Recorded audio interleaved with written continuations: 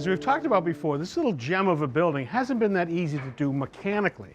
You know, there's no real lateral way to run ductwork, and there's windows everywhere. So for the heating and air conditioning, we use this mini duct system right here to deliver conditioned air.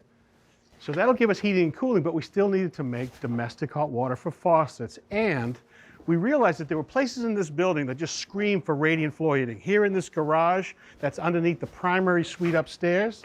And underneath my feet is that finished basement that was perfect for radiant. That meant we needed to have a gas-fired combination boiler. Now, the only place to put a boiler in this building, it turns out, was right underneath my feet.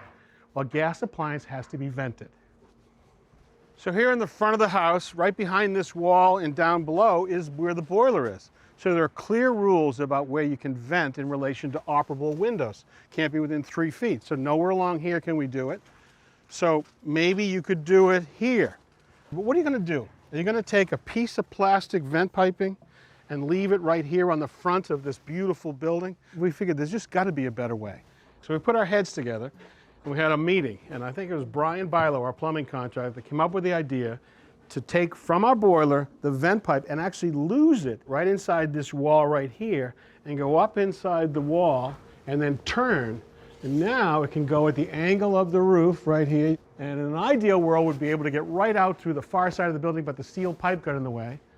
But look at that. When it's done, it's going to look like a plumbing vent stack pipe, and that looks traditional. All set.